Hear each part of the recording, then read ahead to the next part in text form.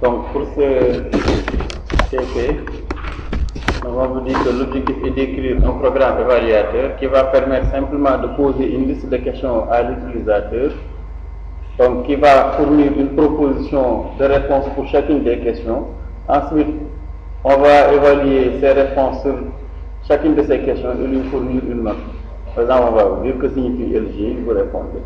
Que signifie UT, vous répondez. Qu'est-ce qu'une classe, vous répondez. Qu'est-ce qu'un objet, vous répondez. Vous fournissez la réponse et la réponse qui est fournie est comparée bonjour, avec la réponse attendue. Donc il y a la partie question, une deuxième valeur qui est fournie qui est la question qui vous est proposée, une valeur fournie comme proposition de réponse. Voilà, et la solution en tout cas qui est enregistrée dans un fichier. Voilà. Donc c'est ce qu'on essaie de manipuler. Après là, on va vous demander d'implémenter une classe question qui a principalement trois attributs, la question, la solution et la proposition de réponse de l'utilisateur qui sera récupérée et mémorisée.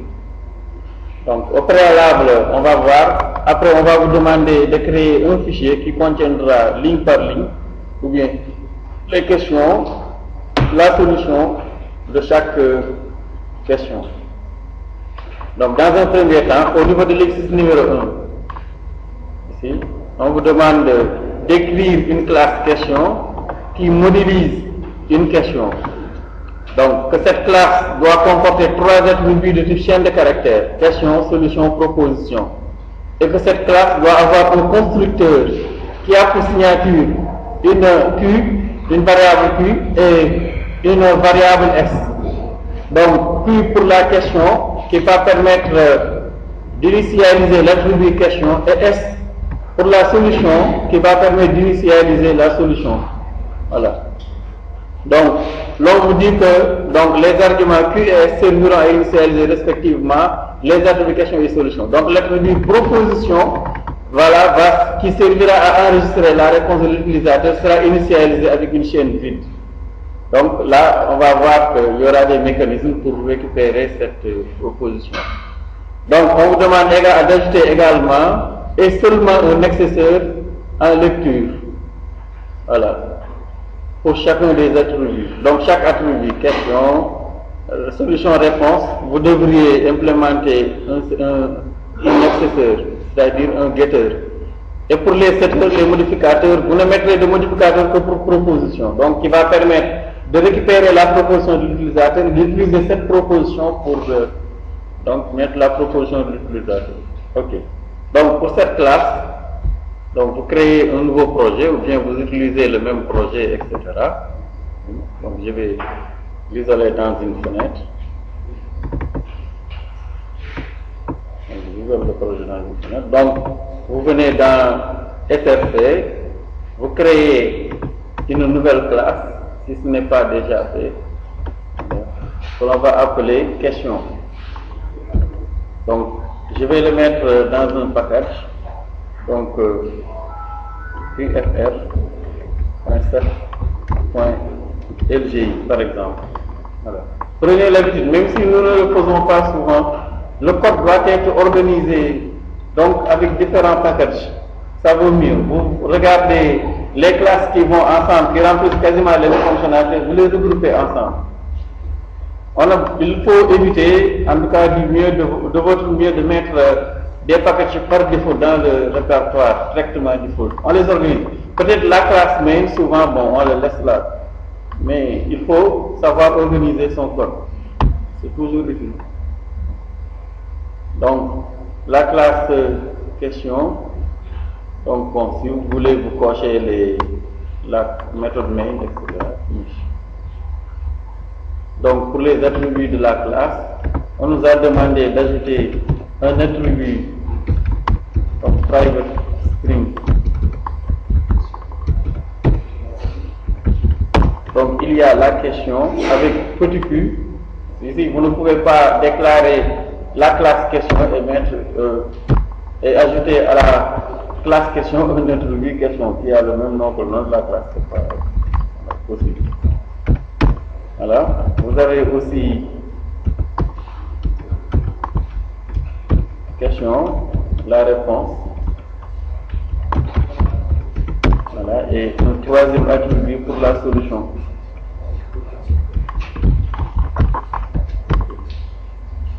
Donc voilà, pour les trois attributs qu'on avait déjà fait. Ensuite, un constructeur ayant pour signature, donc, question avec deux chaînes de caractères. Donc, bon, on vous indique que le premier paramètre doit s'appeler Q et le deuxième paramètre S. Vous pouvez le faire ou bien les appeler autrement. Donc, soit vous écrivez tout à la main, ou bien vous demandez à Eclipse de vous générer ce constructeur. Pour cela, vous venez sur source et ensuite constructor using fields. Et ensuite là. Donc, sur le constructeur ici, il n'y a que donc, la question et la solution. Donc, pas de réponse en paramètre. Et ensuite, donc, vous cliquez sur Finish et vous avez votre constructeur. Le super qui est là, vous pouvez l'enlever puisque on avait vu dans la classe que dans le cours, pardon, que toutes les classes sont des sous-classes de la classe object.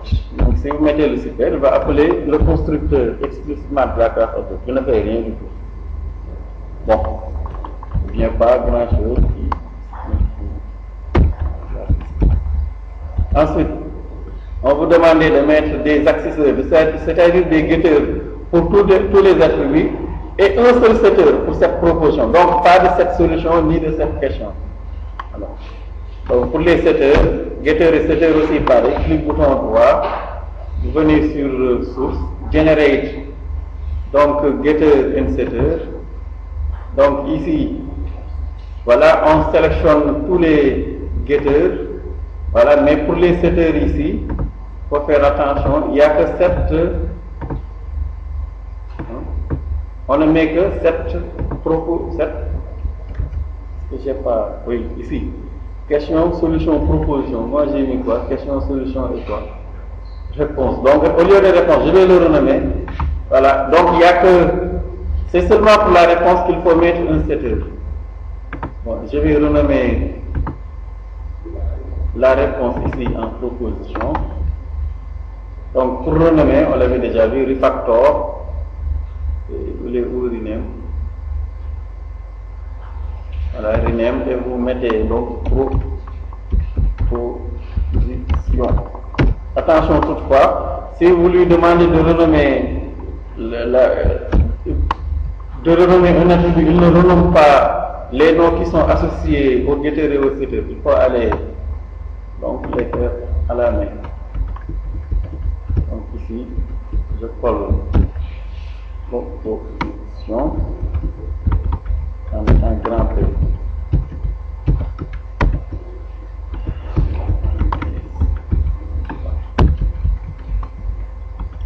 Là, c'est get proposition.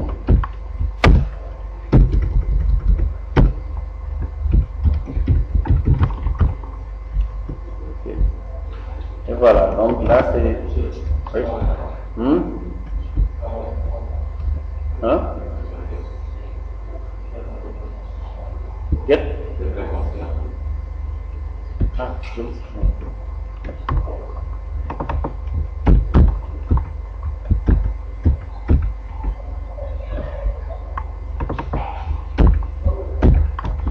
Voilà, donc get proposition, cette proposition.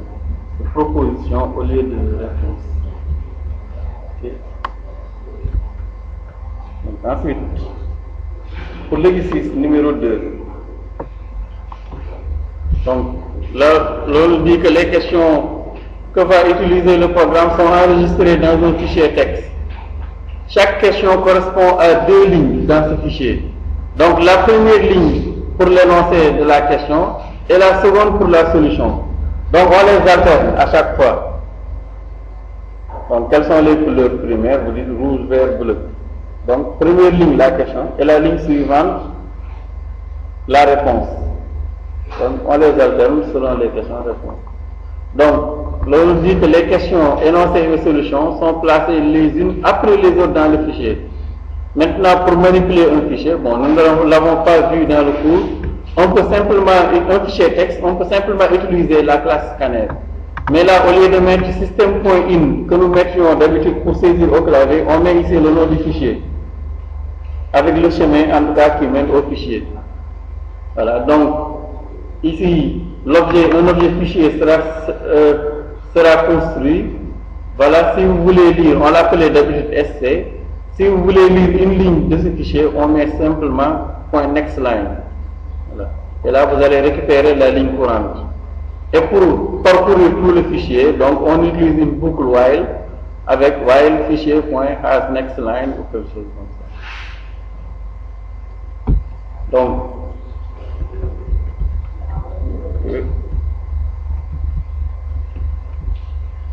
ensuite, on vous dit que la classe évaluateur n'a qu'un seul attribut. Celui-ci a pour nom liste question et pour type vector ici. Bon, qu'on a sauté puisqu'on a alterné, on n'a pas encore fait les vecteurs, mais vous déclarez la classe vecteur. Un vecteur, quasiment avec les structures données que vous avez vues, c'est comme une liste chaînée. Donc la classe vecteur, c'est une classe générique, donc on verra après dans le prochain chapitre. Ensuite, on vous demande d'écrire le constructeur de la classe évaluateur, que ce constructeur doit prendre en argument le nom du fichier contenant les questions et doit analyser le contenu de ce fichier pour charger toutes les questions donc dans l'attribut liste question, donc, qui est de type vector.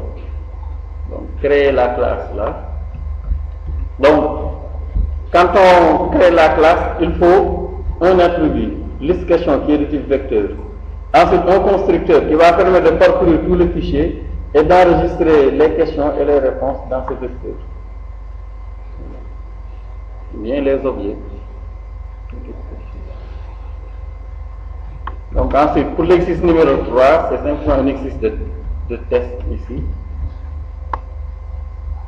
Pour l'exercice numéro 3, on vous dit que pour tester le bon fonctionnement de votre code, créez un fichier contenant des questions, base questions. Ce fichier doit être placé donc dans le même dossier que votre programme Java. Ensuite, ajoutez une méthode main qui va instancier un objet évaluateur avec le nom du fichier en question, en argument, puis afficher dans la console le nombre de questions qui ont été chargées. Donc là, on ne charge que la liste des questions et on ne charge pas les propositions. Donc il ne faut pas oublier dans le constructeur d'initialiser la proposition à vide. Donc this.proposition est égal à vide. Donc la proposition servira à enregistrer la réponse de l'utilisateur. Donc là aussi c'est la classe scanner qui sera utilisée pour poser la question à l'utilisateur et donc recevoir sa réponse qui sera mémorisée dans l'attribut proposition.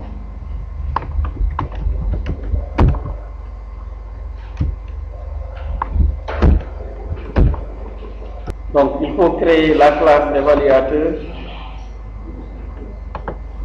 Donc CTRL N pour créer une nouvelle classe évaluateur. Donc pas de méthode main, de toute façon il y aura une classe de test. Si vous voulez même vous décochez toutes les cases. Tout le reste vous devrez les ajouter à la main. Donc si vous lisez bien ici, donc tout ça c'est pour vous dire comment marche le scanner et ce qu'il faut utiliser. Donc voilà. On vous dit, c'est là où l'on vous a donné le descriptif de la classe évaluateur. Il n'a qu'un seul attribut, donc il n'y a pas deux attributs. Le seul attribut a pour nom liste question et pour type vector question. Et ici, question, c'est la classe de tout à l'heure. Donc classe vector c'est une classe générique. Ça permet simplement de préciser que les objets qui sont contenus dans le vecteur, dans l'instance du vecteur liste question, ce sont des questions. Et une question, c'est une proposition, une réponse et une question. Ainsi que les méthodes. Donc, je crée simplement dans la classe évaluateur, Donc, dans la classe, vous créez un vecteur. Donc, vecteur. Voilà, là même il vous demande. Donc, vous écrivez question. Liste question, c'est le seul attribut qu'on a. Ensuite, on vous demande, on poursuit toujours avec les spécifications de la classe. On vous demande d'écrire le constructeur de la classe évaluateur, que ce constructeur doit prendre en argument le nom du fichier contenant les questions. Voilà, le nom du fichier contenant les questions va permettre donc de créer donc un objet fichier qui va permettre donc de lire le contenu de ce fichier qui contiendra les questions et leurs réponses. Voilà. Donc, ici le nom du fichier. Si vous voulez, vous pouvez prendre le même nom ici, namefiles, comme paramètre du constructeur. Par exemple, je prends le même nom. Là, je vais lui demander de me mettre un constructeur sans argument, comme ça je vais rajouter le reste. Donc, il suffit de venir sur source, generate constructor from superclass, si vous ne l'avez pas déjà fait.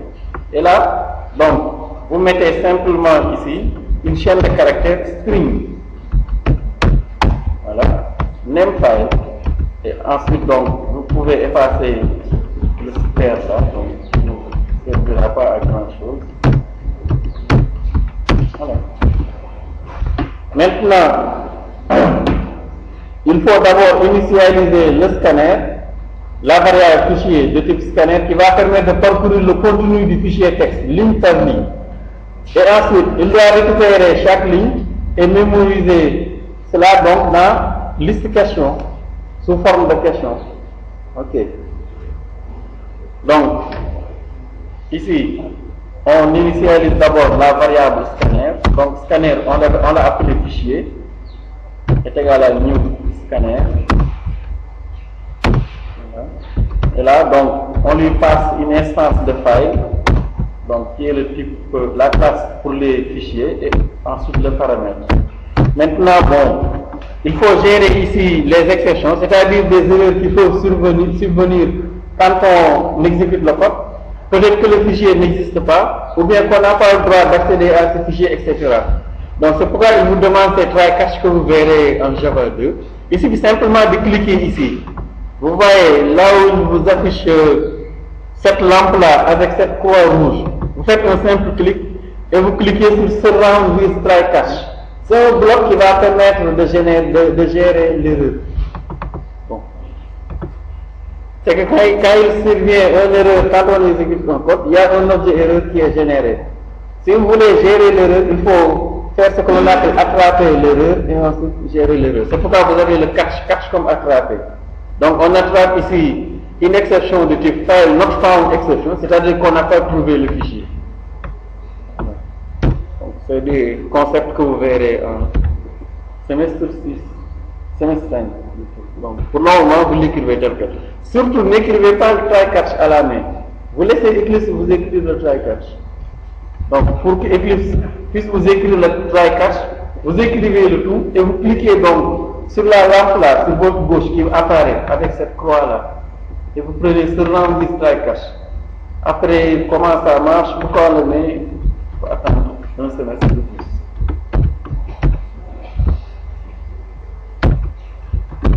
C'est la gestion des erreurs. Vous le retrouverez un peu partout dans Java. C'est que quand on programme, il peut y avoir des erreurs. Même au niveau de la saisie, vous demandez à l'utilisateur de vous saisir des entiers ou bien des réels pour faire un calcul. Quelqu'un va vous saisir un booléen ou bien une chaîne de caractères. Qu'est-ce que vous allez dire? Si vous demande de calculer Moussa plus 25, vous ne pouvez pas lui donner de réponse. Là, ça va poser problème. Donc, la gestion des erreurs va permettre de tout gérer. Et il y a deux manières de gérer les erreurs, soit avec un bloc try catch ou bien un throws. Et de préférence, on utilise un try catch puisque on peut afficher des messages qui sont beaucoup plus clairs ici et explicites. Donc le fichier, nous allons le créer tout à l'heure.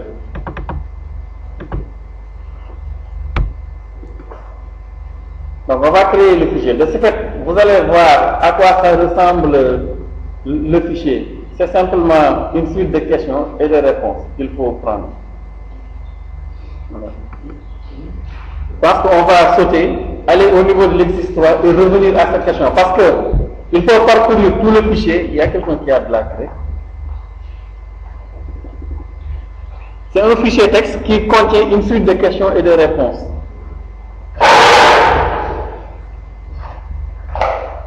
Donc vous aurez le fichier texte. Donc il faut lire. Il contient simplement sur chaque question. Par exemple, une question.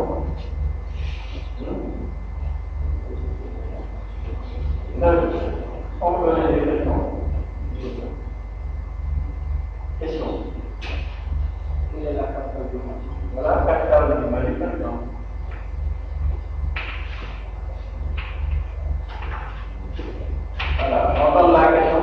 pas ici la réponse. Donc c'est comme vous posez un. Voilà, vous venez.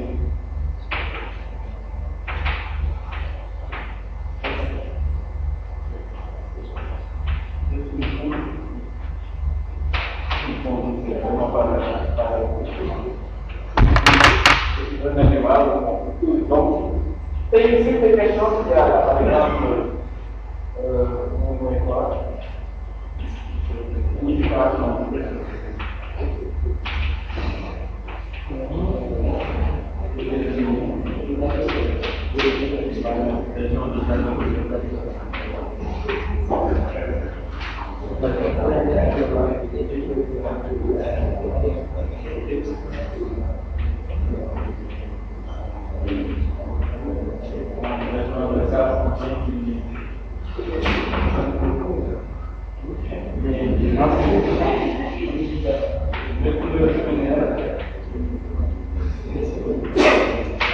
par exemple, vous créez LGT.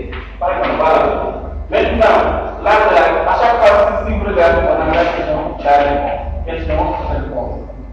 Question, réponse. Question, réponse. Heureusement, on vous a fourni donc l'objet qui va permettre de créer le fichier. En tout cas, on va faire plus de fichiers. On va faire dans ce 5. Ensuite, une méthode qui va permettre de faire ligne par ligne pour construire des questions qui sont mémorisées dans ces questions. Mais une question, c'est quoi? Une question, c'est un objet. Il y a une question, une réponse et une proposition. Et heureusement, il y a un constructeur. Donc, il faut chaque fois dire deux lignes, construire une instance de question avec question et réponse. Voilà, et mémoriser ça dans la liste, simplement. C'est ce qu'on demande de faire. Donc, il faut parcourir le fichier. Et pour cela, on utilise simplement le bout ici. Parce que dans l'énoncé, on vous dit que la méthode hasNext. Et heureusement aussi là, mon Eclipse va vous aider. Donc ici, il y a la méthode booléenne ici, hasNextLine, qui permet de voir ce qu'on n'est pas à la fin du fichier. Si c'est à la galaxie, on va dire voilà, enough file. Ici, enough file, elle a la marquage hasNextLine. C'est-à-dire qu'il y a des procédures, etc. Donc, on va y fichier .hasNextLine. Vous voyez enough file. Il faut exécuter le code. Il récupère chaque ligne, chaque deux. La question, puis la réponse, on construit un objet question que l'on peut dans le véhicule. Je ne sais pas si vous avez demandé.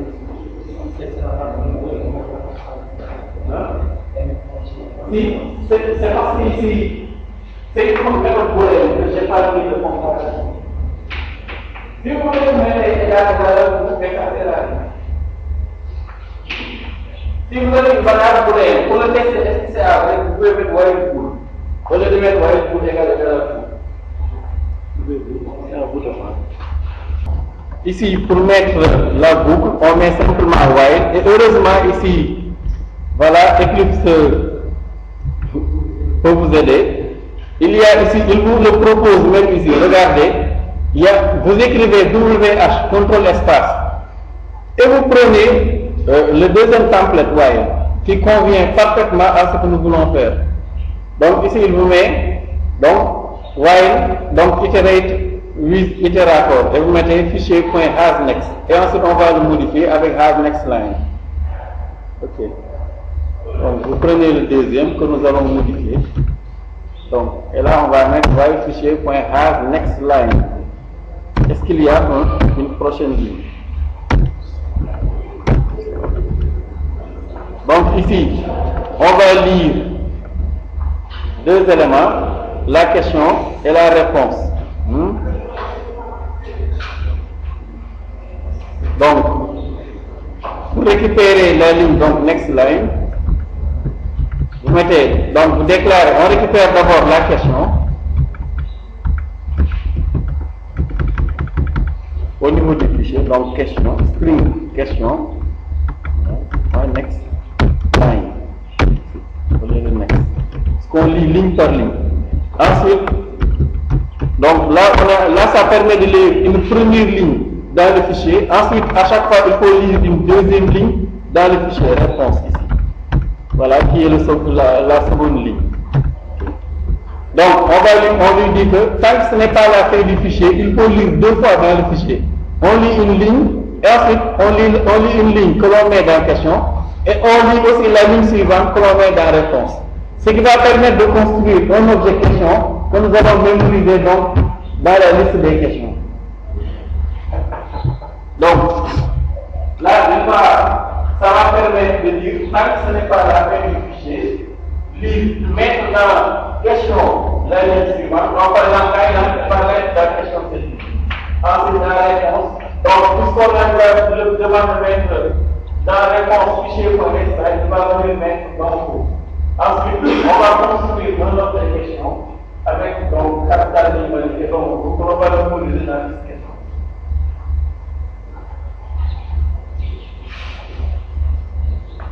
Donc, on parcourt le fichier et on lit deux lignes à la fois. Donc, le premier fichier next line va permettre de lire la question et d'avancer à la ligne suivante. Et la deuxième ligne va permettre de lire la réponse et de pointer sur la ligne suivante. Donc, c'est quasiment comme les listes chaînées. Donc, ensuite, il faut construire un objet question. Donc, question, ma question, comme vous voulez, est égal à new question.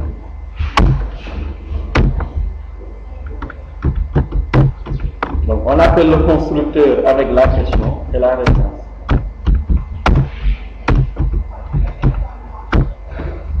Voilà.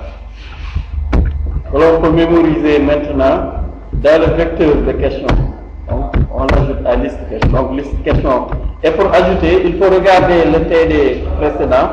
Pour ajouter dans une liste, on utilise la méthode add. Donc, liste question.add ma question. Ce qui va permettre d'ajouter toutes les questions. Voilà. Toutes les questions seront ajoutées et récupérées et rajoutées donc dans la liste des questions. Et une question est constituée par une.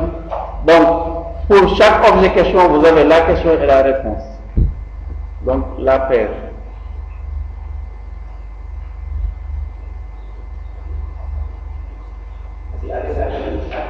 Oui. L'ajout. Hein? Non. Ici, vraiment, on ne peut pas vous dire comment est-ce qu'il l'ajoute. Il va l'ajouter. C'est une collection. Où est-ce qu'il le met exactement? En train, il l'ajoute au vecteur. Maintenant, il y a des éléments ici, des méthodes qui permettent, je pense. Bon, oui, ici, on ne l'avait même pas. Peut-être ici, oui, voilà, vous pouvez lui spécifier la position ici, si vous voulez. Add int, qui est la position et la question. Mais bon, ici, la taille est indéfinie, donc vous ne savez pas où se trouve la taille de la liste. La taille n'est pas fixée. On ne peut pas dire que c'est un vecteur de 10 éléments ou 15 éléments. Mais ici, si vous voulez, vous pouvez définir la position où vous voulez ajouter cette question. Mais ici, bon, il y a aussi la méthode qui lui demande de l'ajouter. Après, pour le parcours, il va se débrouiller. Donc, on utilise ici ce que l'on appelle les itérateurs. Donc, voilà pour le constructeur. Il permet d'avoir un fichier que l'on va lire ici. Donc, on lit le fichier ligne par ligne, donc avec while fichier.hasNextLine, ou bien qui correspond au langage C, au code que vous écriviez ici, while not enough file, parce que ici hasNextLine permet de tester est-ce qu'on n'est pas à la fin du fichier. Et si on n'est pas à la fin du fichier, on lit à chaque fois une question, une réponse. La question ici est récupérée sur la première ligne quand on commence, et NextLine ici va permettre d'avancer, comme si on avançait le pointeur vers la ligne suivante du fichier. Et à la ligne suivante, on récupère la réponse et on avance encore. Et quand on revient, on récupère à la ligne suivante encore une question. On avance le pointeur, le curseur, ici, c'est comme ça qu'on l'appelle. Ensuite, ou bien l'itérateur. Ensuite, on récupère la réponse et on avance jusqu'à la fin. Ce qui va permettre de récupérer les paires questions-réponses, paires questions-réponses, jusqu'à la fin et de les mémoriser dans la liste. Puisque liste est une liste de questions ici, c'est pourquoi on a précisé le type. Donc ici, on construit des questions. Une question est constituée par la question et la réponse. Bon, c'est vrai qu'ici, le nom de la classe et le nom question pour la question pour poser un problème de compréhension, mais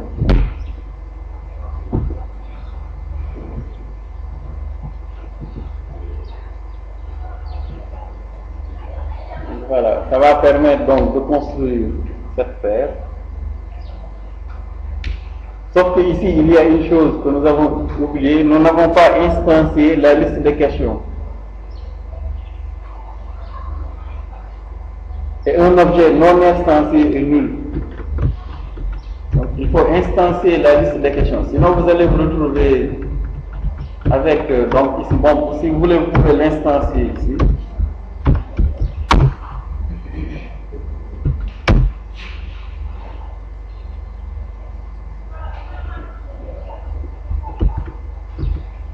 Vous laissez, de toute façon nous allons tester que ça va poser problème. Si vous ne l'instanciez pas, vous allez voir que dès que vous allez exécuter, il va vous dire que vecteur est nul et qu'il ne faut pas ajouter ces éléments. Donc n'oubliez pas d'instancier la liste de questions. Vous l'instanciez à la déclaration ou bien à l'intérieur du constructeur. Mais si vous n'instanciez pas la liste de questions sera nulle. Il ne faut pas oublier cette instanciation-là.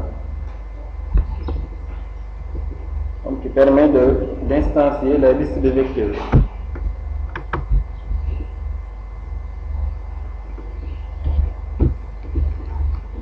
La liste de questions.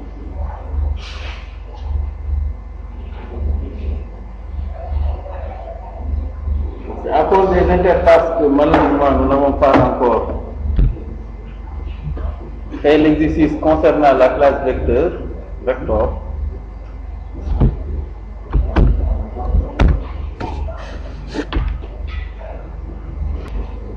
Donc, ensuite, au niveau de l'exercice numéro 3, l'on vous dit que pour tester le bon fonctionnement de votre code, créez un fichier contenant des questions ici. Donc, le fichier est bon. On vous donne ici, indique ici, peut-être comme nom de fichier base question.txt.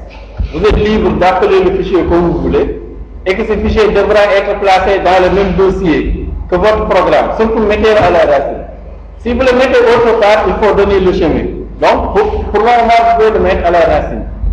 Donc, ajoutez ensuite une fonction main qui va instancier un objet évaluateur avec le nom du fichier de questions en argument, puis afficher, voilà, dans la console, voilà le nombre de questions qui ont été chargées. Donc, pour créer le fichier de questions, il suffit de venir ici dans votre projet. Voilà. Ensuite, à la racine du projet, ici, par exemple, voici mon projet. Mon projet s'appelle TD5. Pour créer le fichier texte, vous faites au niveau de TD5, surtout pas au niveau des packages, ni au niveau des classes, ici, à la racine. Ou bien, si vous voulez, vous allez même dans le répertoire sur Explorateur, vous faites un clic bouton droit là. Mais ici, vous faites un clic bouton droit, vous venez sur New, et ensuite vous descendez à Other ici. Soit vous avez un text file seulement, ou bien pour peut-être ceux qui n'ont pas, vous venez sur Other ici. Et là, si vous regardez tout à fait en bas ici, ou bien là, voilà, ici, au niveau de général, vous avez file ou bien untitled text file. Et vous prenez untitled text file. Voilà, et vous cliquez sur Finish. Après, on va voir. Quand vous allez enregistrer, il va vous demander le nom du fichier qu'il faut lui donner. Et là, on va lui mettre les questions ici et les réponses. Bon. Donc, pour les questions ici, on donne quelques questions. Par exemple, quelle est la capitale du Mali? Et là, on met Bamako.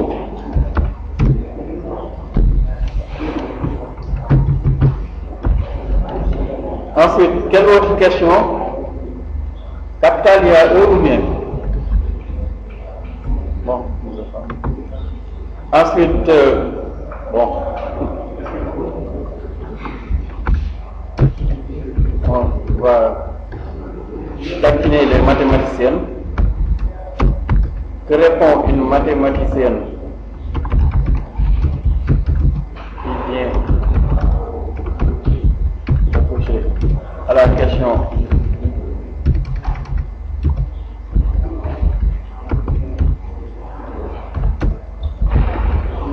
avez-vous eu un garçon ou une fille?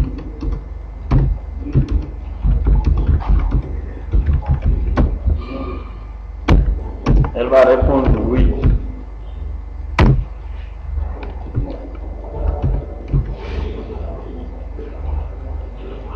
Bon, on donne quelques questions ici.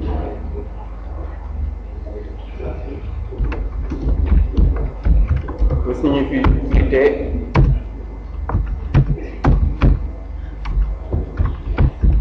Université de Thiès, hein? Hein? Le? Ya? Ah, ok.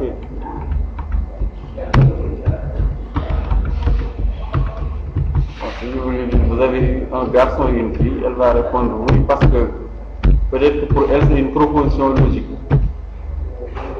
C'est soit un garçon ou une fille, ça ne peut pas être autre chose. Donc, la réponse c'est oui.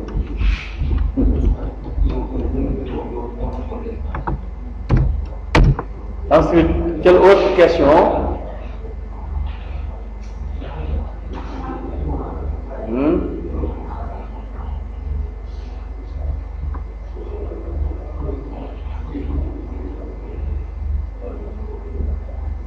On met quelle question? Bon, à quoi servent les délégués de classe?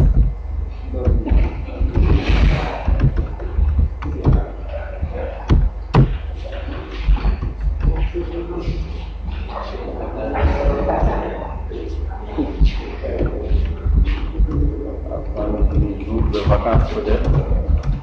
Je ne sais pas. Il nous faut des questions. On prend quelle question? Hein? Oui. Bien, qu'est-ce que l'or noir? Oui, oui, qu'appelle son l'or noir? Bon.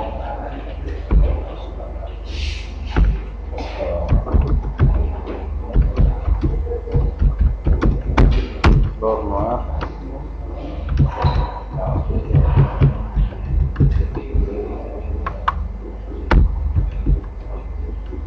Donc le pétrole.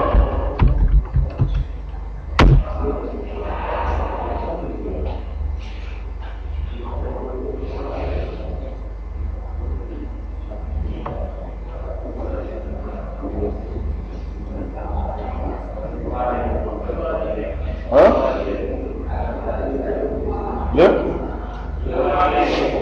Le roi du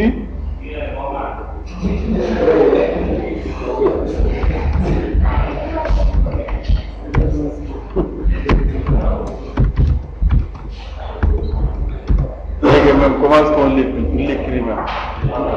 Hein? 2G A E. Donc c'est un peu ici. Voilà. Bon. Marley, même comment on l'écrit? Hein? Hein? Ah, bon.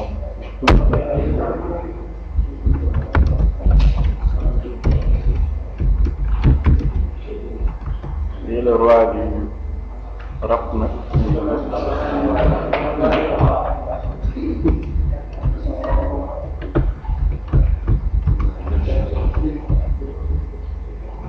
Bon. Voilà, par exemple, ici on a combien de questions? 2, 4, 5 questions. Et leurs réponses. Vous pouvez mettre d'autres types de questions si vous voulez. Hein. Bon, si je ne trouve pas de questions.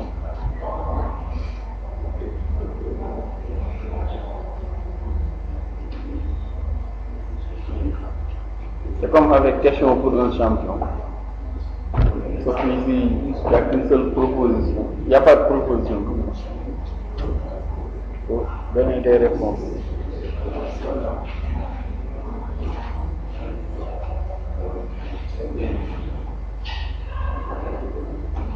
Donc après, il faut sauvegarder avec CTRL S et vous mettez le nom du fichier ici. Donc le nom du fichier qui nous a été indiqué, c'est base question.txt. Donc je mets base question.txt. Simplement. Et là, il vous demande où est-ce qu'il doit mettre le fichier. Il faut donc le mettre dans TD5 directement. Voilà. Et là, si vous regardez, si vous le faites, directement ici dans TD5, vous avez maintenant un fichier base question. Et vous pouvez toujours compléter avec d'autres questions.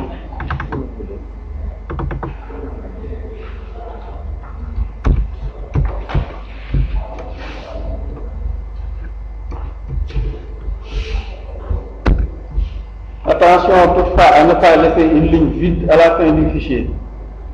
Donc ça va perturber donc la saisie. Bien le parcours.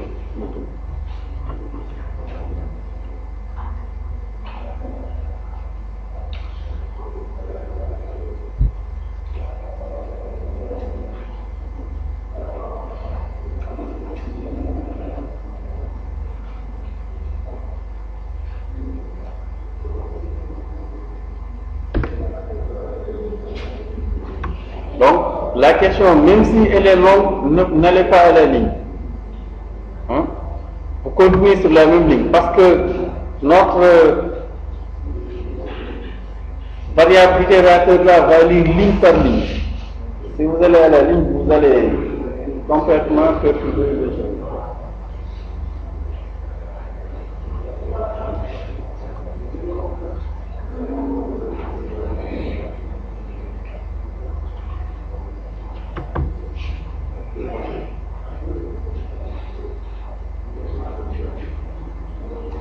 Et des fois aussi, on va voir que ici, l'utilisateur peut peut-être répondre de différentes manières. On lui dit qu'appelle-t-on l'or noir. Il peut dire, pas seulement dire pétrole, mais il peut dire c'est le pétrole. Ou bien le pétrole. L'or noir, c'est le pétrole. Tout ça, ce sont des formulations de la réponse. Bon. Et qui sont des réponses justes. Mais pour l'ordinateur, si vous dites que la réponse est pétrole, s'il dit que c'est le pétrole, il va vous dire que c'est faux. Alors qu'il a bien répondu. Donc il faut peut-être analyser la réponse pour voir est-ce qu'il y figure le mot pétrole. Mais est-ce qu'il y a dans la réponse Université de Thiès? Bon.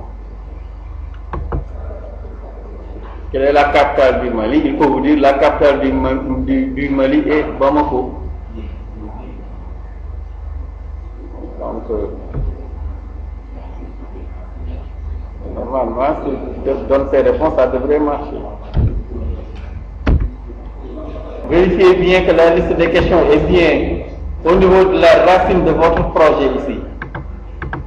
Voilà, ici, c'est à la racine. J'ai base question. Oui. En renommant encore. Oui, pointez. Oui. Bon, normalement, il faut le mettre, c'est mieux. Après, clique sur le fichier, et appuie sur F2. Bon, il faut cliquer. Là, tu as fait déjà un clic de mon droit. Il faut terminer cette action. F2. Ouais, bon, alors, et là, mes pointés. Il vaut mieux mettre l'extension. Maintenant, nous allons créer la classe de test. Pour la classe de test, vous faites aussi ça. Donc, vous pouvez venir ici sur l'évaluateur. Comme ça, on sera dans le même package. CTRL N. Et là, je vais dans Java. Je prends classe et je l'appelle test évaluateur. Vous pouvez l'appeler comme vous voulez. Ensuite, n'oubliez pas de cocher la méthode main parce qu'on a besoin de cette méthode-là. Donc, vous l'appelez test évaluateur. Donc, dans cette classe, on nous a demandé d'instancier, donc ici, on nous a demandé d'ajouter une méthode main qui va instancer un objet évaluateur avec le nom du fichier de questions en argument, puis d'afficher dans la console le nombre de questions qui ont été chargées. Donc on déclare une instance d'évaluateur, donc vous écrivez EVA, contrôle espace, je vous le complète, évaluateur. Par exemple, mon évaluateur est égal à new évaluateur avec le nom du fichier. Surtout, mettez le même nom. Pour cela, moi, je viens sur le nom du fichier et j'appuie sur F2.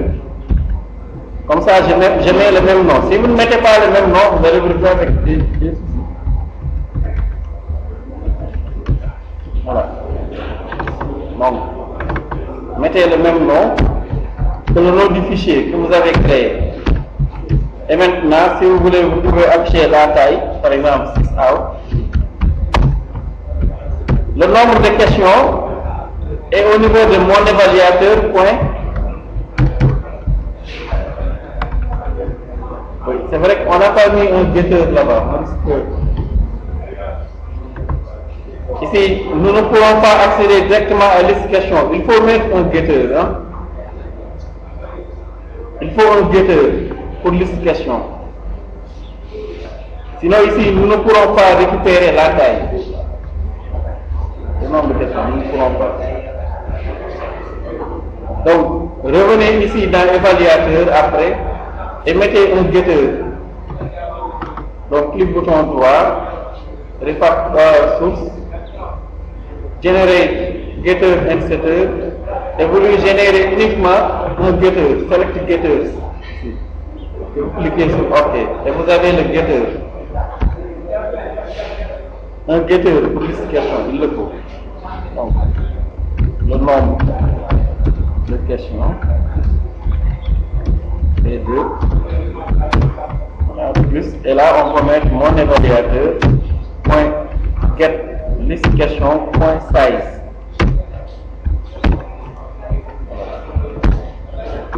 Donc ensuite on peut exécuter. Normalement si tout se passe bien, il va modifier 5. S'il modifie autre chose, voilà, heureusement. C'est 5 questions. Donc ça marche. S'il vous affiche autre chose que le nombre de questions qu'il y a là-bas, c'est que vous avez fait une erreur. N'oubliez pas de mettre un getter à la classe évaluateur. Sinon, vous ne pourrez pas accéder à cette question parce que c'est un attribut privé. Il faut retourner dans l'évaluateur, ajouter le getter et cette question. Et là, l'attribut size permet de trouver la taille du vecteur qui est de 5. Parce qu'on y a mémorisé 5 objets de question. Pour moi. Ça dépend de ce que vous avez mis dans votre fichier tout à l'heure. Moi j'ai mis 5 questions, donc j'ai 5 questions. Si vous mettez 6 questions, il va vous mettre la taille c'est 6.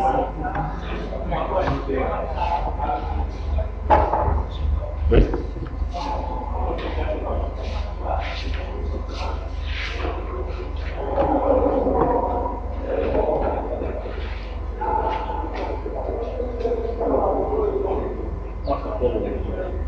Pourquoi tu vous me demandez de ne pas écrire ça à la main. Vous laissez écrire sur l'écriture, mais vous voulez l'écrire à la main. Vous ne l'écrivez pas, vous laissez écrire sur l'écriture. On ne même pas vos programmes. On laisse écrire sur l'écriture.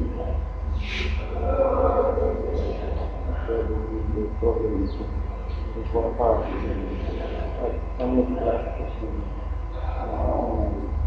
Mais d'accord, pour la même chose. Là, on clique là, on le laisse insérer ça. On ne s'occupe même pas de savoir comment ça marche.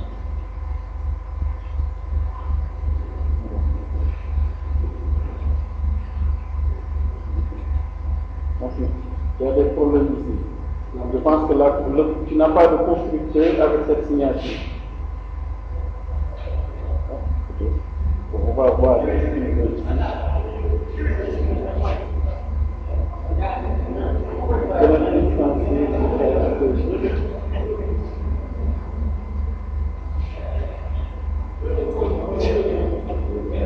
Donc, il n'a pas de constructeur qui reçoit deux chaînes de caractères.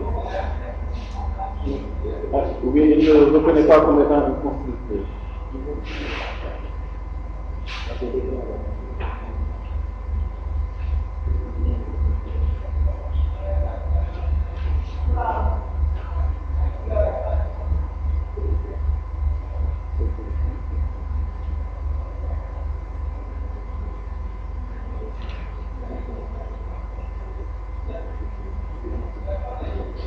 Pourquoi tu as mis...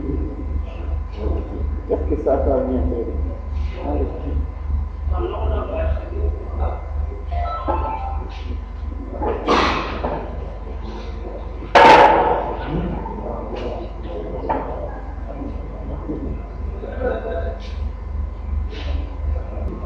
Pour la question, pour l'exercice numéro 4, maintenant on nous demande d'ajouter à la classe évaluateur une méthode play. Donc, dont le traitement va consister à poser une question, chacune des questions successivement à l'utilisateur, de recevoir la réponse de chaque question qui doit être mémorisée dans l'objet question par l'intermédiaire de la méthode 7 proposition. Donc, il faut, puisqu'on a récupéré maintenant la liste des questions et des réponses dans un objet question, il faut parcourir la liste. Pour parcourir la liste, le vecteur, il faut simplement parcourir cette liste-là avec une boucle. Voilà, récupérer chaque élément. Heureusement ici, bon, il faut se servir d'Eclipse. Beaucoup plus simple, puisque...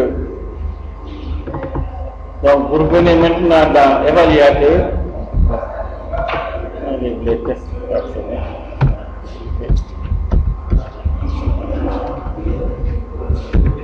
Donc, dans la classe évaluateur, on nous demande de rajouter une méthode play, donc public void qui ne retourne rien, play, voilà, qui va parcourir le vecteur liste des questions et poser chaque question à l'utilisateur et recevoir sa réponse. Donc, pour récupérer la réponse, on vous demande d'utiliser la classe scanner que vous connaissez déjà.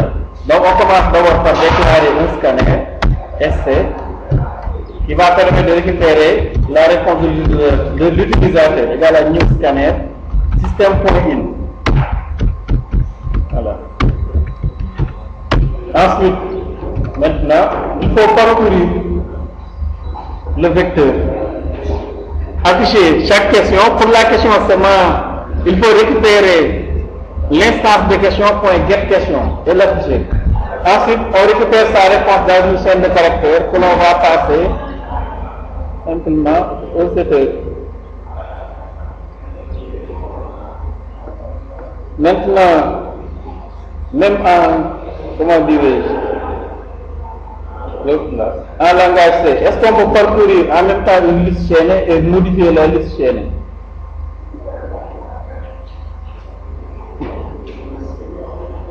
Là, c'est la même question qui va se poser.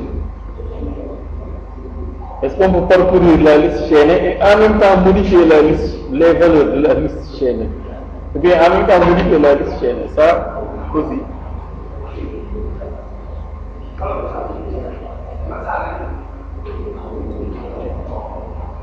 Et comment s'y prendre aussi.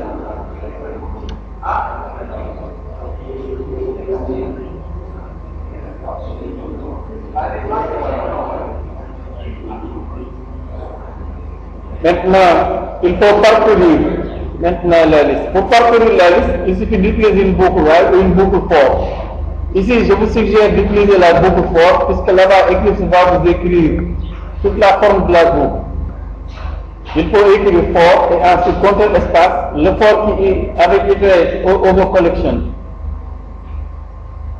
Bon, puisque bon, ici, mieux vaut le faire, puisque nous n'avons pas vu les classes collection, c'est au programme de Java 2. Pour la boucle, vous écrivez for et vous prenez iterate over collection. Ça vaut mieux. Les autres boucles là risquent d'être un peu difficiles à écrire pour vous, puisque vous ne connaissez pas les collections. Donc on prend le troisième template. Oui.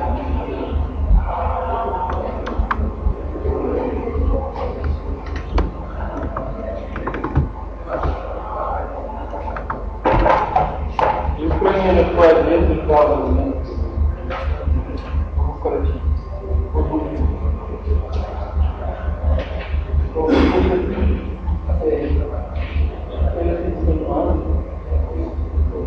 Question.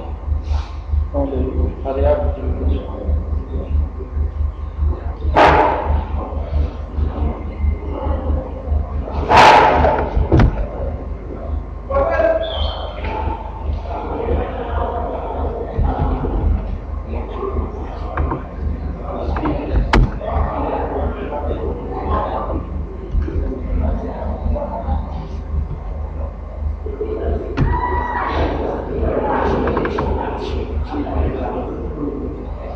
Donc la collection ici, c'est liste question.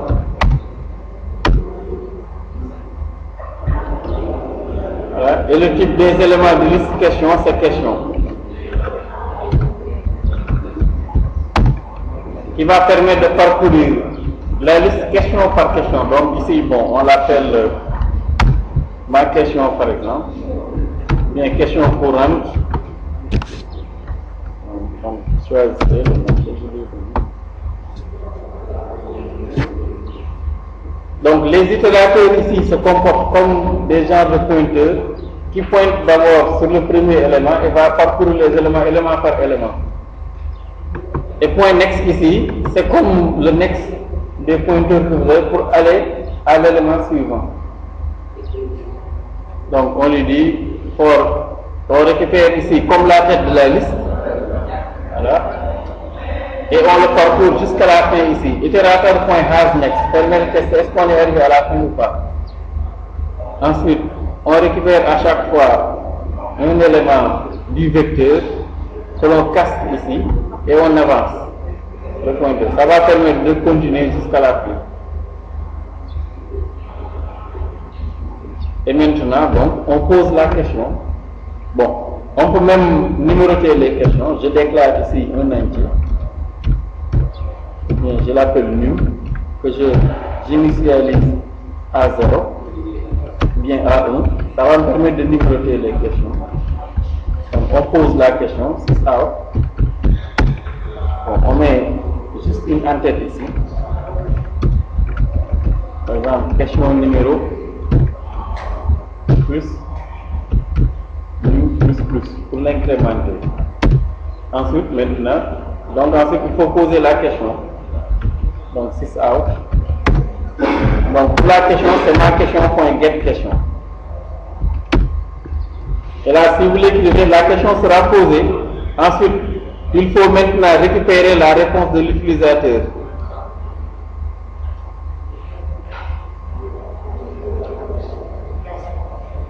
Donc on a construit une liste avec des questions. L'objectif est maintenant de parcourir la liste pour poser chaque question et récupérer la réponse de l'utilisateur. J'ai mis cette ligne-là juste pour séparer les questions. Vous pouvez ne pas la mettre si vous voulez. La ligne numéro 35. Donc là, ça permet de poser. Ici, on récupère la question qui sera affichée. Par exemple, en premier lieu, il va nous afficher capitale du Mali et va attendre notre réponse, que l'on va récupérer avec le scanner ici. Donc on déclare une chaîne de caractères rep qui est égale à donc st point next line. Bon, ça peut être toute la ligne. Ok. Bien, bon, next, simplement pour récupérer une chaîne de caractères, next line. Donc la façon ici se compose de plusieurs mots, donc on met next line. Comme ça on récupère la ligne. Donc là, ce sera ta réponse qu'il faut maintenant mémoriser dans la question à la place de proposition. Donc ma question,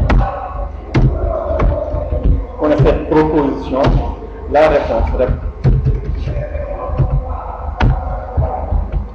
Okay. Mais est-ce que ça modifie la liste ou pas? Ça, la question ici.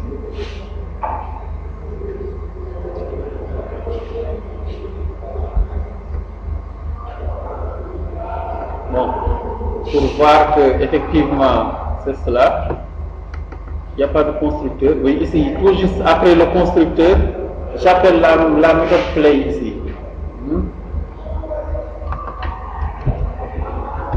Donc je l'appelle là. Play. Pour voir, est-ce qu'il va me poser des questions? Donc j'exécute la classe, donc test de tout à l'heure. Voilà, vous voyez, il me pose une question. Quelle est la capitale du Mali? Je réponds Ousmane Dakar. Il continue. Que répond une mathématicienne qui vient, etc. Donc ça permet de parcourir la liste des questions, question par question, et de vous poser les questions et d'attendre votre réponse. Là, ma question point quelle question permet de récupérer la valeur de l'attribut de l'objet question. Donc qui est affiché ici. Alors, à chaque fois ici, vous voyez, j'ai une question qui m'est posée. Et la réponse est attendue. Par exemple, là, il attend. Ça clignote parce qu'il attend ma réponse.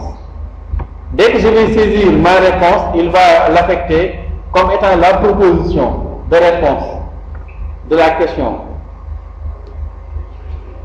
Mais comme je vous le disais, est-ce que le fait de parcourir une liste, de modifier en même temps la valeur de là où pointe le pointeur veut dire que ça se modifie? Bon. Les réponses sont données, mais est-ce que le fait de mettre ma question pour cette proposition suffit pour que la proposition se trouve dans l'objet question en cours? Oui. Parce que ça modifie la réponse qui est dans le vecteur. C'est une question qu'il faut essayer de trancher. Donc là, je mets la réponse, voilà, il continue, que signifie unité, je réponds, université de Thiès par exemple. Question numéro 4, voilà, qu'appelle-t-on l'or noir? Là je mets le pétrole. Voilà, quel est le roi du reggae? Je mets la Brahms. Voilà.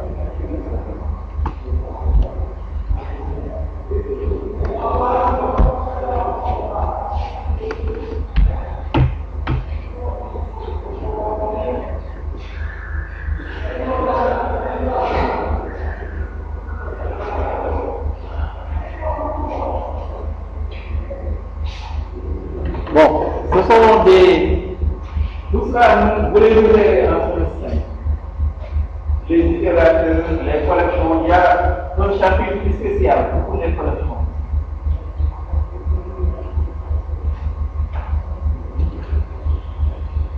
Pour les besoins de l'église, on a accepté.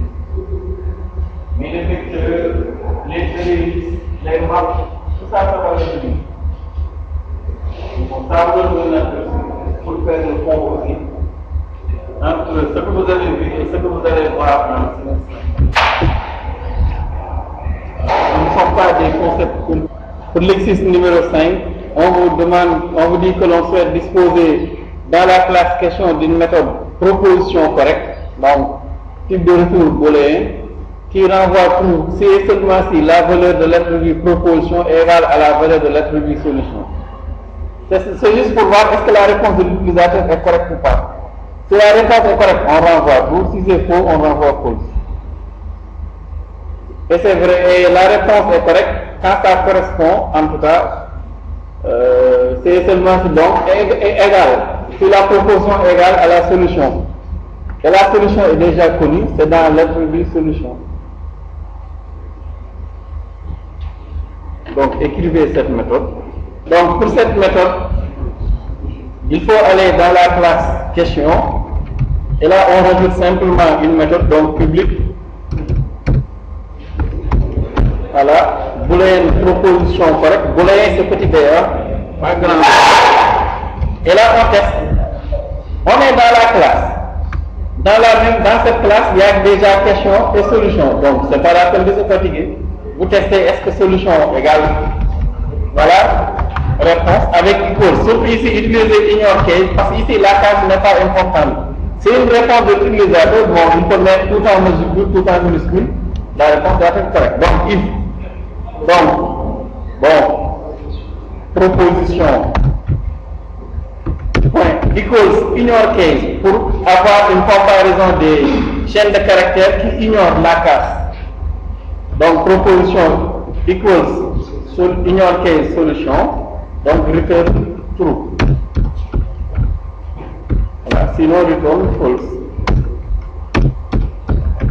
Vous mettez else ou bien vous mettez directement return true, c'est la même chose. De toute façon ici, si return true, il ne va pas arriver là, dans le false.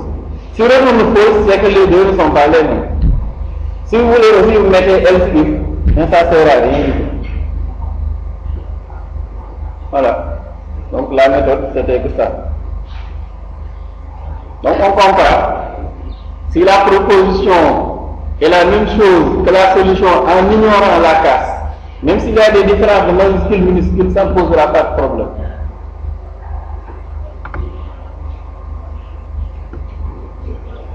Mais le seul problème ici, comme je vous le disais, malgré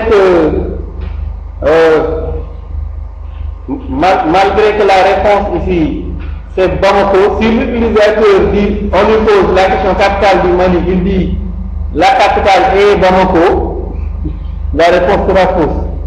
Parce que l'ordinateur va attendre comme réponse Bamako juste. Ça sont des cas qu'il faut gérer. En général, peut-être ce que l'on dit, on met dans le fichier la réponse la plus courte possible, sans mettre les verbes et autres, et ensuite on regarde est-ce que la réponse contient l'autre là. La réponse attendue. Est-ce qu'il y a Bamako dans la phrase que l'utilisateur a donnée? Je pense que c'est peut-être. Mais là, bon, on peut se permettre de mettre ça. Voilà. Donc, pour cette question. Ensuite, pour l'exercice numéro 6, on vous dit que pour la classe évaluateur, on vous demande d'écrire le code d'une méthode donc dont la signature est string calcul note qui retourne une chaîne de caractères sous la forme donc votre note x sur y, x ici et le nombre de réponses correctes sur le nombre donc total de questions.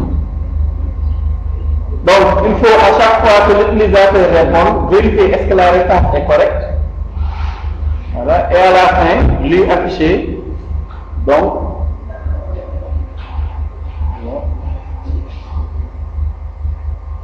en même temps que l'on évalue l'utilisateur, il faut compter le nombre de réponses correctes. Et ensuite, l'évaluateur affiche seulement le score. Donc pour cela, il faut venir dans l'évaluateur simplement. Et là, en même temps, dans la méthode play ici, il faut compter le nombre de réponses correctes.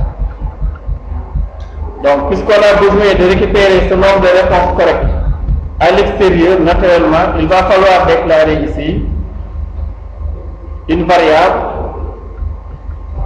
Voilà. Ou bien aussi, si vous ne voulez pas déclarer un attribut, vous modifiez la signature pour retourner le nombre de réponses correctes. Ça dépend. Voilà.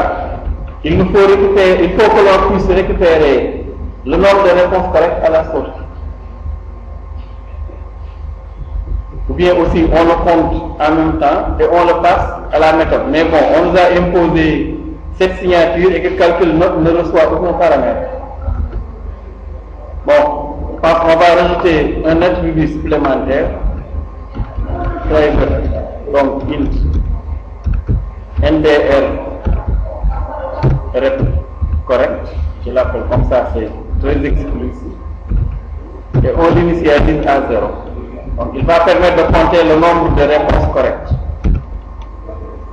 Et pour savoir est-ce qu'une réponse est correcte ou pas, il suffit d'utiliser la méthode de tout à l'heure ici, qu'on a ajouté, proposition correcte.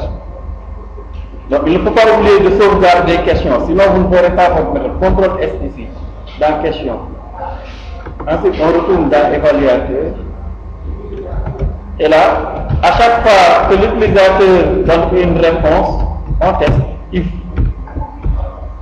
ma question point proposition correcte, alors on incrémente simplement la variable NDR rep correct plus.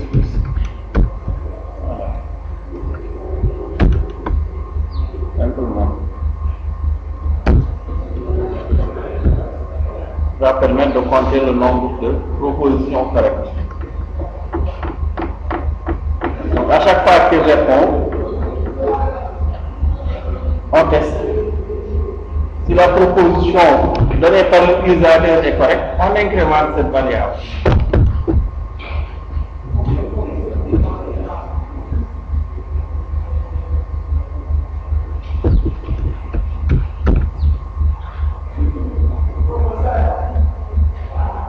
Maintenant, pour la méthode calcul note,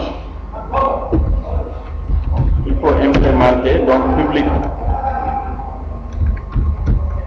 Donc string calcul note qui va permettre de calculer la note de l'utilisateur. Donc il faut récupérer le nombre total de questions. Donc pour cela c'est list size. Donc ou bien on retourne simplement donc return. Donc nombre de réponses correctes. C'est une chaîne de caractères, donc vous mettez double quote ici. Plus on concaténne ici, nombre de réponses correctes, plus barre de division pour mettre sur, plus liste question.size qui retourne la taille, ou bien le nombre total de questions.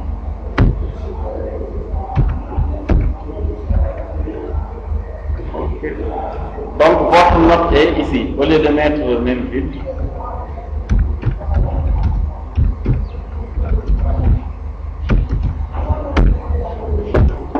Donc nombre de ici. Voilà. Donc ici votre note est donc nombre de réponses correctes qui est égal exactement au nombre de réponses correctes sur donc liste question.size qui détermine le nombre total de questions. Donc on l'avait vu tout à l'heure dans la méthode de main de l'évaluateur. Cela permet de déterminer donc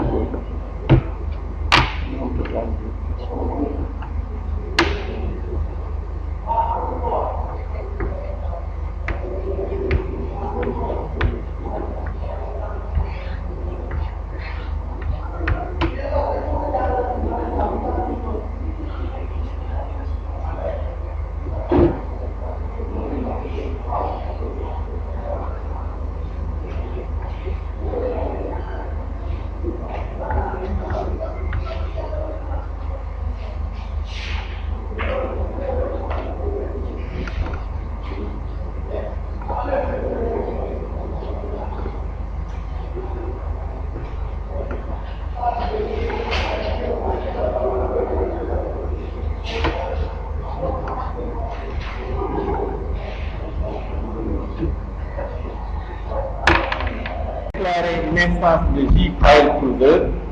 Donc écrivez seulement JFI, contrôle espace, et il vous propose JFileCruiser et vous le prenez. Mon cruiser est égal à new JFileCruiser. Et là, entre double quotes, vous mettez le répertoire. Donc à partir du répertoire courant, le point là, ça permet de désigner. Mais ça ne peut pas nous permettre de faire apparaître la boîte de dialogue. Pour que la boîte de dialogue apparaisse, il faut lui demander d'ouvrir quel type de boîte de dialogue. Il faut aussi récupérer la réponse. Soit l'utilisateur valide son choix, voilà, il y a une valeur qui est retournée, ou bien qu'il clique sur annuler, et là il y a rien qui est retourné. C'est pourquoi ici on déclare un entier rep, voilà, qui va récupérer en tout cas le choix. Est-ce que l'utilisateur a validé ou pas? Par exemple ici, si je clique sur Open, je peux cliquer sur Annuler. Dans ce cas, il n'y a rien. Je n'ai pas choisi. Ou bien que je choisisse mon fichier et que je clique sur Ouvrir. Donc, est égal à mon cruiser. Voilà, point show. Et là aussi, SH, et il vous propose show Open Dialog. Deuxième ligne. Et là, on le prend et on met nul. Parce que nous n'avons pas de fenêtre ici, graphique. Si vous le faites, dès que vous exécutez, vous allez voir, voilà, la fenêtre est là, qui me demande de choisir un fichier. Voilà, comme ça je prends mon fichier et je l'ouvre. Pour le moment, il n'y a aucun autre traitement qui est effectué, il continue. Donc pour le moment, vous faites que ça. Ensuite, nous allons voir comment maintenant récupérer le nom du fichier, etc. Donc je n'ai rajouté que les deux lignes là. La première qui permet d'instancier une boîte de dialogue qui paraît et la deuxième une boîte de dialogue qui permet de choisir un fichier. Aucun dialogue. Si vous mettez save dialogue, vous allez voir qu'il va vous enregistrer les autres options.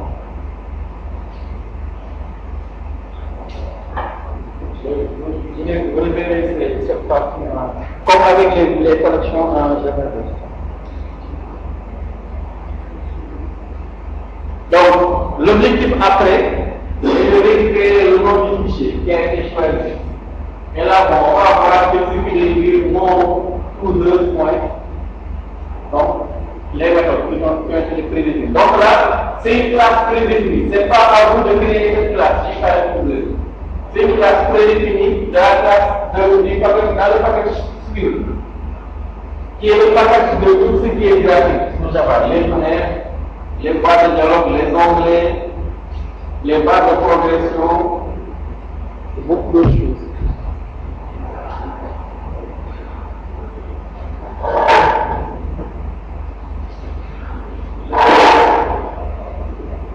Juste pour vous montrer.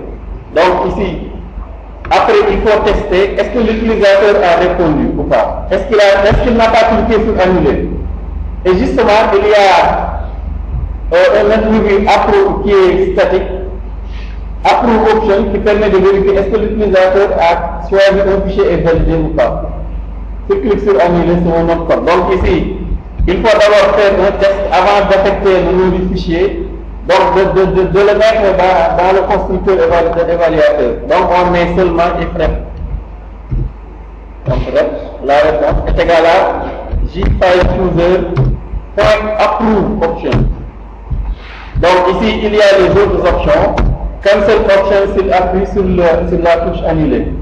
Donc nous, c'est l'approuvement qui nous intéresse. Et là, vous encadrez, voilà, vous, accolade commande par ce qui était là-bas.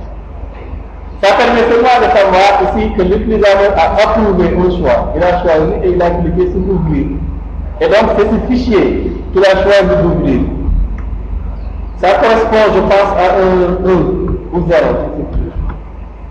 C'est un 90. Et là, s'il a choisi d'ouvrir un fichier, pour récupérer le nom du fichier, c'est simple. Voilà, ou bien son chemin. Donc, on remplace base question.text, voilà, par, donc, mon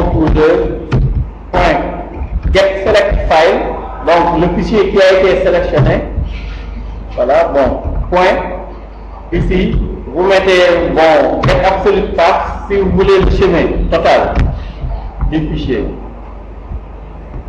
Ce qui fait que quand j'exécute, il me demande de choisir un fichier, je choisis base question et voilà, il le lit, normalement. Si vous déplacez votre fichier autre part aussi, vous pourrez toujours l'utiliser. Donc, on lui passe ici, mon user.getSelectFile permet de récupérer une instance de la classe file. Ici, c'est la classe des fichiers, du fichier qui a été choisi. .getAbsolutePath permet de récupérer tout le chemin. C'est deux points, en tout cas jusqu'à base question, je ne sais pas, question.txt qui est dans mon projet. Vous pouvez aussi aller autre part dans le disque dur si vous avez un fichier de questions autre part. Donc ici, vous pouvez choisir ici, d'aller dans le disque D, bon, je ne sais pas, etc. Et vous choisissez un fichier. Mais si le fichier n'est pas bon, là vous générez une exception. Donc ici, j'ai seulement mis un if qui compare, qui teste est-ce que l'utilisateur a cliqué sur le bouton ouvrir ici. Dès qu'il clique, nous allons obtenir le code jFile.approve option. Donc il a approuvé son choix. Sinon, bon, on ne fait rien. Parce que s'il n'approuve pas, ou bien sinon aussi vous pouvez afficher ici une boîte de dialogue qui lui dit que vous n'avez rien choisi. Et là, bon, on utilise une instance de JOptionPen pour show message dialogue. Boîte de dialogue de message. Et là aussi, nul. Et le message ici. Par exemple, bon, vous n'avez rien choisi. Ce qu'on a commencé, bon, autant voir le plus possible. Par exemple, vous n'avez rien choisi. Je le mets.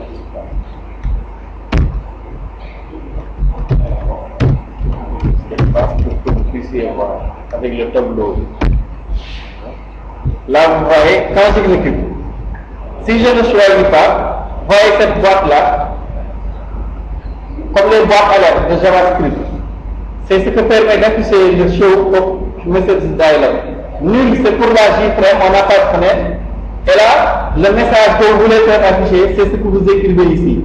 C'est pourquoi il m'écrit là, vous n'avez rien choisi. Ou bien vous n'avez choisi aucun fichier, vous mettez le message que vous voulez. Ça va permettre de voir. Il y a aussi l'autre boîte de dialogue qui va permettre de demander à l'utilisateur le nombre de questions. Là, ce sont des boîtes de type show input dialogue. Comme nous le verrons tout à l'heure. Show input dialogue. La question suivante. Là, vous dit que le programme ne doit poser que 10 questions. Choisir aléatoirement parmi celles disponibles. Donc, peut-être qu'il faut plus de 10 questions. Si on n'a pas plus de 10 questions et que l'on doit choisir aléatoirement, ça va être un problème. Donc, il faut venir dans le fichier texte et vous augmenter le nombre de questions. Là, pour le moment, par exemple, ici, nous n'avons que 5 questions. Si l'on doit poser 10 questions, bon, plus de tout. Donc, on choisit, bon, on pose une question.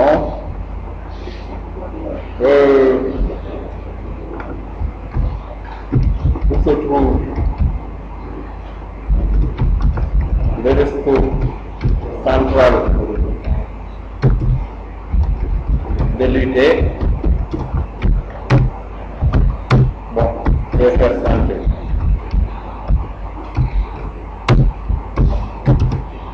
Où se trouve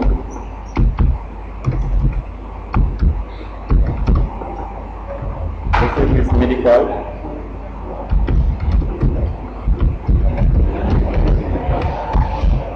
L'UT à l'EPT.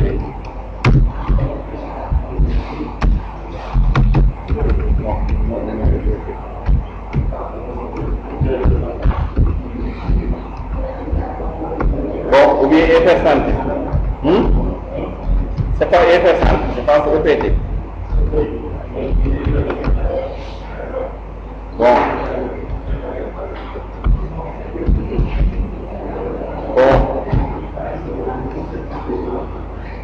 Il nous faut d'autres questions.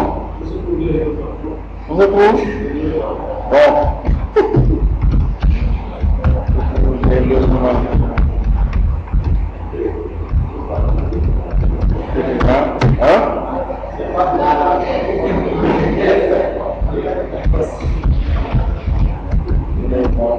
Bâtiment.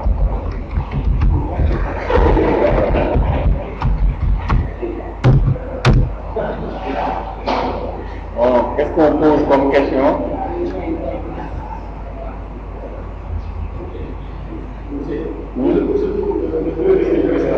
Le bureau? On n'a pas de bureau.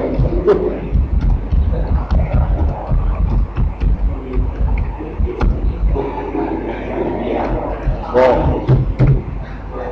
Est-ce que j'ai fait ça? On va dire que j'ai fait. On va faire des questions. On va dire.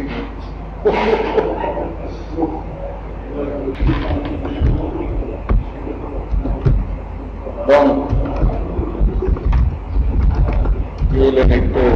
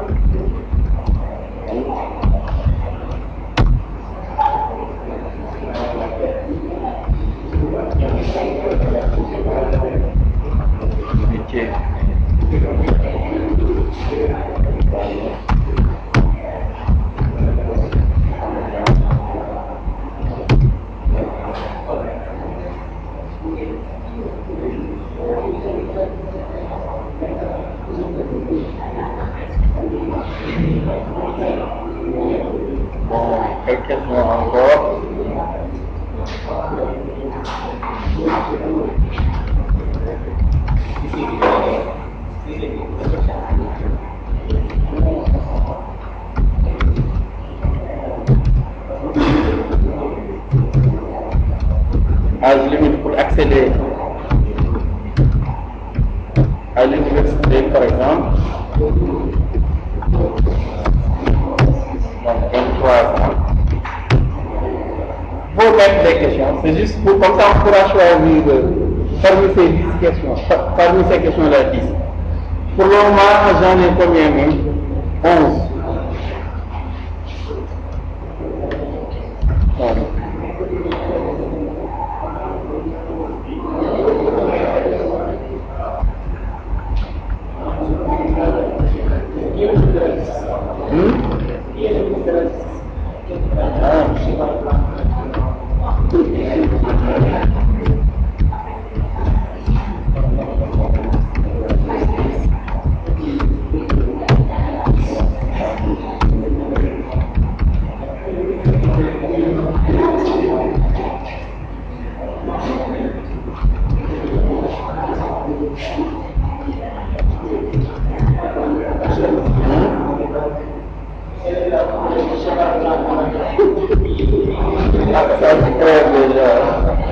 Mais c'est sûr qu'il y a des gens qui risquent de le pousser.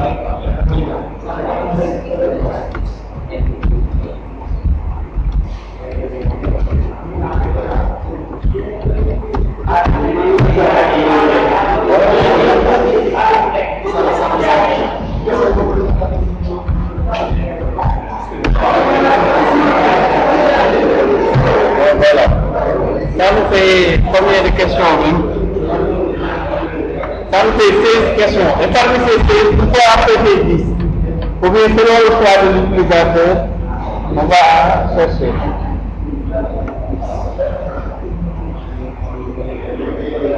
Donc il faut rajouter juste question-réponse, question-réponse, question-réponse. Pour avoir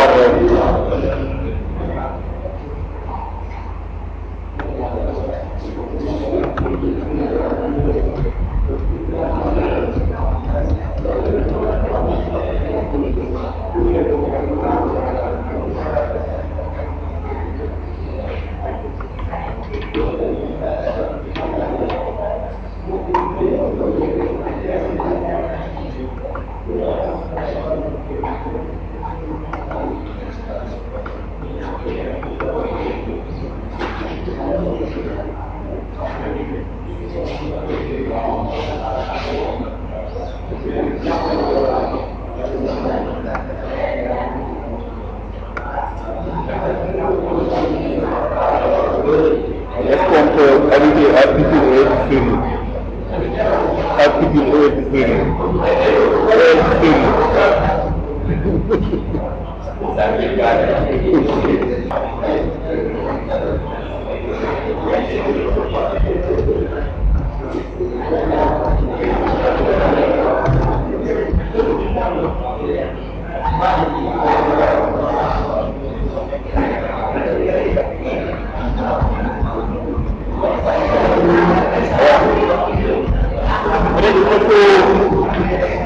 Il faut que l'on pose des questions avec oui ou non, et des questions où on leur répond avec des points. Oui, il y a le 23 là. Bon, on va.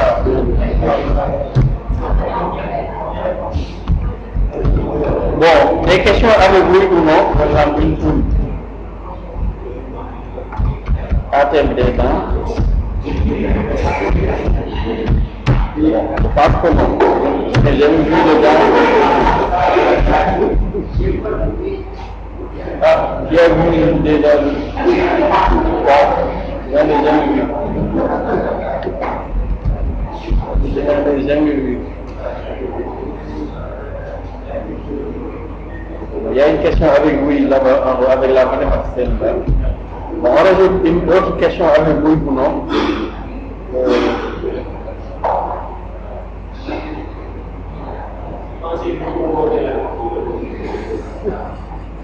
C'est sûr que non.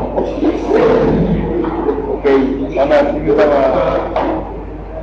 Normalement, cette année-ci, on doit même s'arrêter au mois de juillet. Et tout se passe bien. Donc voilà, maintenant, le nombre de questions ici. Il faut que l'on revienne dans l'évaluateur pour prendre exactement 10 questions. Voilà. Donc pour cela, il nous faut générer aléatoirement, donc on utilise les nombres aléatoires, donc random run est égal à une random. Voilà, comme ça on va utiliser le next int pour choisir une question au hasard. Dans la liste des questions, bien sûr, pas ici. Bien, oui, c'est bon.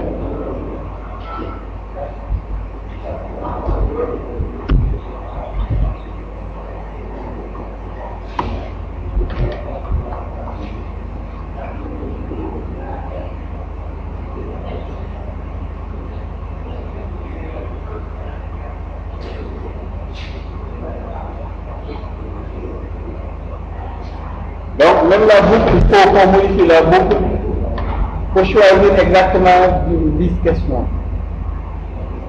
Bien? Oui? Donc, dans ce cas, il faut que l'on ait ici. Ça risque d'être difficile avec les random access memory. Random access file. Donc, on va essayer de pêcher 10 questions au hasard dans la liste. Je pense que c'est mieux.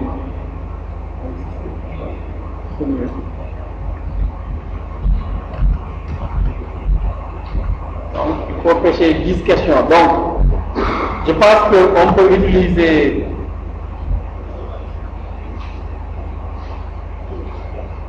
bon, je vais faire un test ici avant de savoir est-ce que les numéros sont continus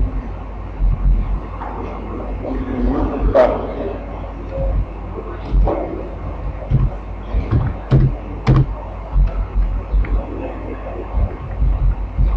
Ne faites pas ce que je suis en train de faire, je teste juste. Donc, juste question, point, index of. Index of.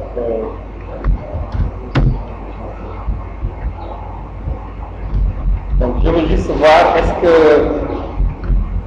les numéros sont continus ou pas.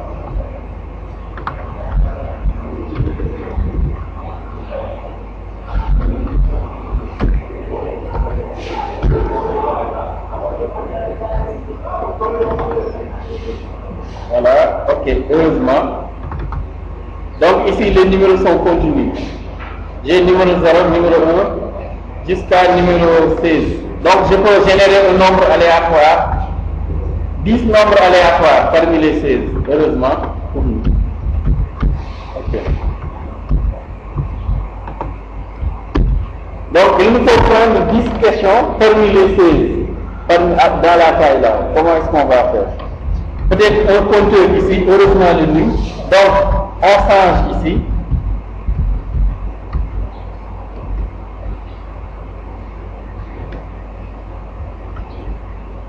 Donc, vous coupez la tête de la boucle forte et là, on va mettre while num.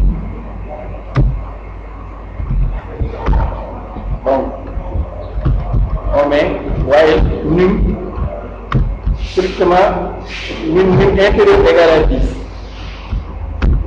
Alors, comme ça, puisque num compte le nombre d'éléments ici. Et là, donc, on génère simplement un nombre aléatoire ici. Donc, int, on l'appelle comment encore? Index, quelque chose comme ça, est égal à, donc, ram.nextInt de 16. Donc, de 16, ok. Donc, qui génère un nombre aléatoire entre 0 et 16. Et là, pour la question, on vecteur plus avec un parcours séquentiel, mais liste question, voilà, point, get element at, et là, vous mettez index. Voilà. Et donc là, je mets plus tout à l'heure. Donc, à chaque fois, mais le problème ici, c'est qu'il faut générer 2 fois le même nombre. Donc, on va d'abord tester avec cela, puis on va essayer de générer 10 nombres aléatoires qui sont différents. Mais ici, il y a des questions, vous allez voir, qui vont revenir. Parce que pour générer 10 nombres aléatoires, il faut générer 2 fois le même nombre, ou 3 fois même. Donc ici, nous avons une instance de la classe qui va permettre de générer un nombre aléatoire. Puisque ici, nous compte le nombre de questions et qu'il faut 10 questions, ici, on est seulement à la place de la boucle port qui était là, le port, je l'ai remplacé par tant que l'une est inférieure ou égale à 10. Donc ici, on génère un chiffre entre 0 et 16 et on va récupérer cette question dans la liste. Puisqu'il y a 16 questions là. Ou bien ici, au lieu de mettre 16 aussi, vous pouvez mettre liste question.size. Puisque peut-être on peut avoir plus de 16 questions. Donc par exemple, pour celle-ci ici, par exemple, point size. Et ça c'est beaucoup plus présent parce que chacun ici a le nombre de questions. On va avoir 16 questions, d'autres en ont peut-être 11, d'autres.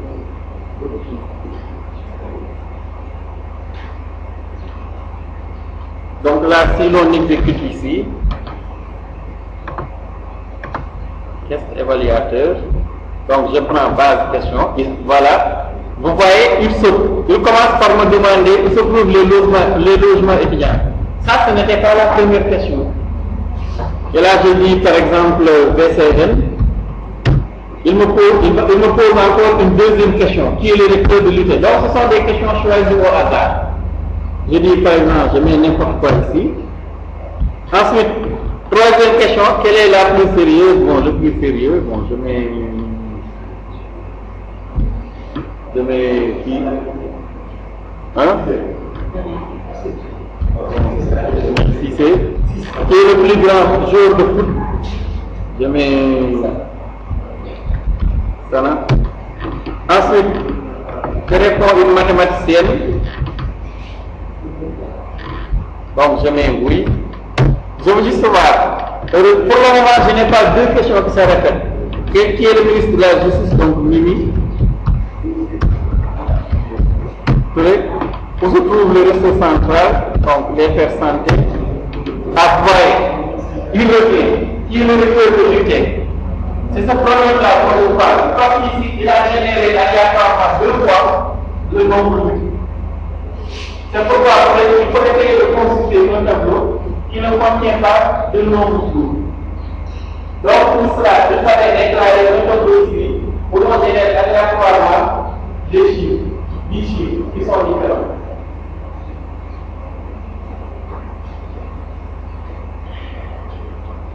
Mais sinon, si vous faites procéder de cette manière, il faut vous générer le même nombre. Par exemple, si vous avez utilisé new random multiplié par le max point integer point par int. Comment poser au niveau des premiers TD? Ce que nous faisions dans les premiers TD.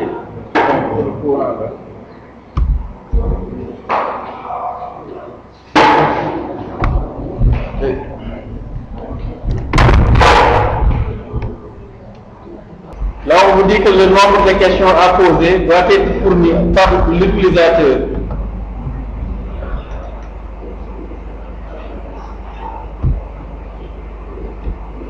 Si vous voulez le nombre de questions, on peut le demander à l'utilisateur ici. Par exemple, int nbr est égal à G option 10 show input dialog. Bon, ça peut sembler un peu compliqué, mais pas. C'est simplement des classes.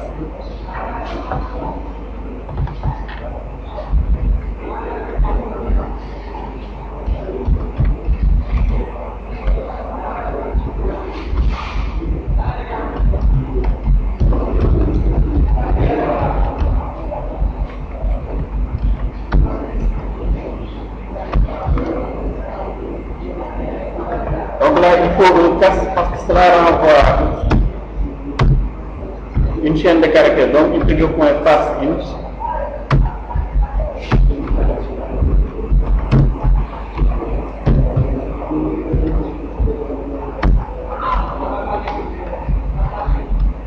Et là, donc, il faut changer.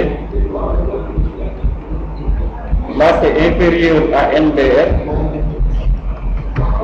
Et là, next int de NBR. Voilà. Ce qui permet à l'utilisateur de donner le nombre de questions, on boucle jusqu'au nombre de questions et on génère à chaque fois un nombre aléatoire entre 0 et le nombre de questions. Et là, à quoi ça ressemble? Je peux choisir le JText. Voilà, et ensuite, vous voyez, j'ai une boîte de dialogue qui me demande de donner le nombre de questions que je souhaite poser, que l'on pose. Si je lui mets 7 ici, donc 7 questions ici, il va me poser 7 questions. Voilà, il commence. Question numéro 1. Donc, capital Limali, je mets Bamako. Se trouve le réseau central FR Santé. Question numéro 3. Rapportons l'ordre, je n'importe pas. Question numéro 4, numéro 5, numéro 6, enfin, question numéro 7, qui devrait être la dernière question. Que signifie UT? Voilà. Et là, c'est bon, vous voyez.